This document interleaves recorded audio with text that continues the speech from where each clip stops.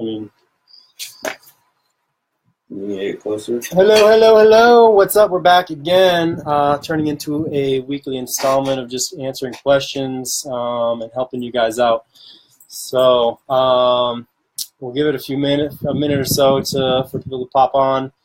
The question I threw out there this past week was, what was the most frustrating thing for you about trying to eat healthier, and really just goals in general. So, but we're gonna kind of keep it in the context of food. So we kind of just based on a lot of the responses we got, which was awesome. Thank you for sharing that. We kind of categorized things and kind of lumped them into some bigger categories. So I'm just going to run through them, and then a lot of these will kind of overlap in a lot of ways. So first up, we got time. Having time to eat better, prepping. I guess those two kind of overlap a lot. Having time to eat better and having time to prep food more. Temptation and willpower. We had some of that. Variety and what to cook. Joe was eating peppers on his vegan experiment. Motivation and persistence. Being motivated to eat good and persevering through to minimize fluctuation and things like that. So good food not tasting good, and allowing yourself some grace to for the times you may slip up and not be perfect, or whatever that means. Cost can kind of be an inhibitor. Old habits die young. Habits are gonna carry us through long term. So we want to make sure they're good habits. Family and other food in-house. So you're kind of going back to temptation and willpower. People bringing in other food into the house, or having to prep for people that are not on your side and cook food for people that are not willing to eat what you want to eat. So education came up a lot, not knowing what to eat, what to eat before workouts, things like that. So I don't know. There's a lot there, but I'll start with this. Is if you know why you're coming to the gym, if you know why you're trying to eat better, if you know why your big picture why, and it means something to you, and it means something that is just like a rock that you can't move, that you're gonna crank through, then you're gonna do what's important to make that happen. So if your goal is to lose weight and you don't know why that's important, then you're not going to eat the foods that are going to support your goal.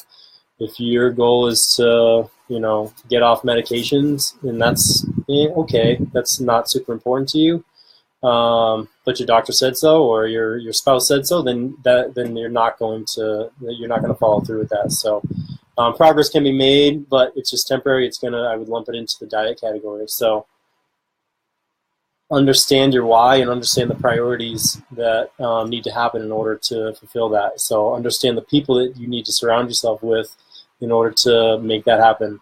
Understand the food, the exercise, ask the right questions, ask any question, and to move in the right direction. So that's kind of the overarching theme, is making sure that you have the right understanding of your why in order to have the right priorities put in place. So done. That's it. That answered everybody's question. Just kidding. So, I guess if you guys want to pick one, and we'll hash it out. Go ahead. I'm eating my avocado here. There was a comment about ice cream and wanting to eat that one, going along with good food not tasting good. You still crave the ice cream. You still want those tasty treats, and I guess all I can say to that is you can still have those on a limited basis, and you can enjoy the food that you are eating without having to constantly be worried about cutting out what is bad. Goes along with giving yourself some grace. Just be able to know that cutting out that bad food is contributing to your why in the bigger picture, but that if you do have it here and there, you can enjoy it, and it's not about perfection, but just Yeah, I mean, limiting your I'm still gonna have ice cream, but I'm not gonna go get cheap ice cream, every day. I'm gonna, enjoy a good scoop of ice cream that's homemade or freshly made. So yeah, I don't know what I was gonna say there. Just totally lost my train of thought. But also along with that, good food should. I think there's a poor stereotype on food. Like good food should not taste bad. Good food, fresh, whole, like good fats. Good food should taste good. So if your good food is not tasting good, then you need to reach out to us so we can get you better recipes. Because good food should not taste like cardboard. That's a big thing too. So you should look forward to eating. If sugar's a thing, then you're probably addicted to sugar and you're desensitized to what real food tastes like, and real food doesn't taste as good as sugar does because you're desensitized to that. So yeah, good food should taste good. It should be enjoyable. If it's not, then you may be addicted to sugar and need to, break that and just find what real food tastes like again. So anything to add, Joey? Well, I wanted to go on education and, finding, different things to kind of research and stuff, because again, there's so much information out there. Dave and I call it, well, all the other health experts call it infobesity, right? So you got all these different health experts, again, going last week about ketogenic, and then I just watched a documentary on what the health, and so they're kind of going on, to an extreme of veganism, go vegan, stay away from meats because meats cause obesity. Well, we know that, that's not the only contributing factor to obesity, right? So sugar, and I think all health experts are going to say processed sugar, stay away from it, right? So just educating yourself and then educating your family, and asking questions. We always tell you to ask us questions because there is no one direct way to eat your foods. You got to find what works for your biochemistry. That's huge. I always say that. You got to find what works for you. So that's why I'm trying vegan health. So, I'm going to see how that works for me. Is it going to be the best for me? I don't know. A couple of weeks, I'll let you know. But I want to tie that into family and other food in the house. Again, educating your family.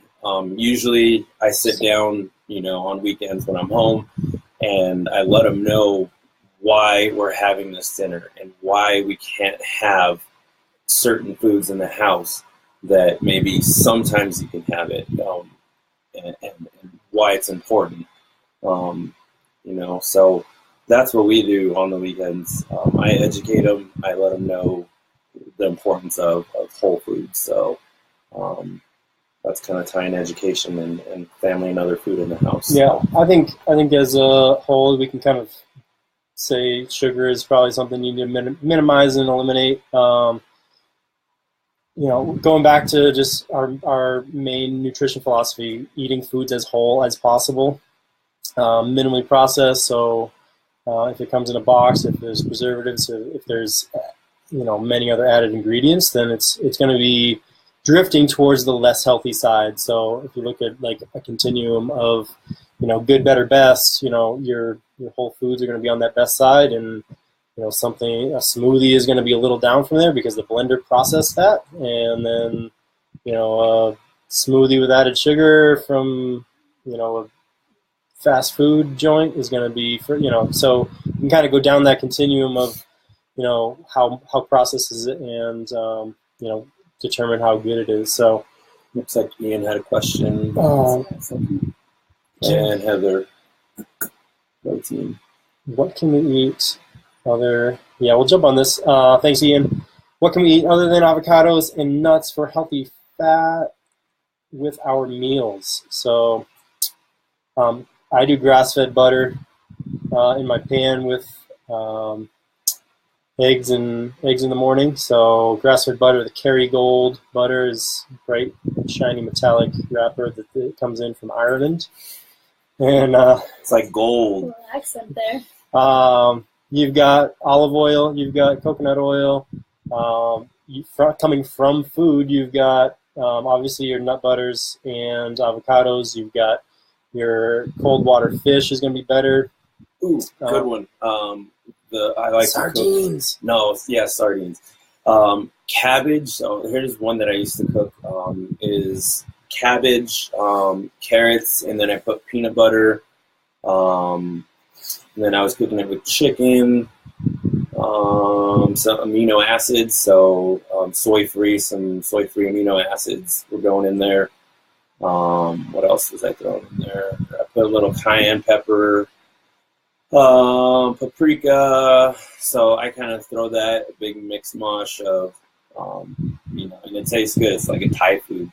I think I had it, and then I gave you the recipe. It's kind of like coleslaw. So yeah, that's a good way to put good healthy fat.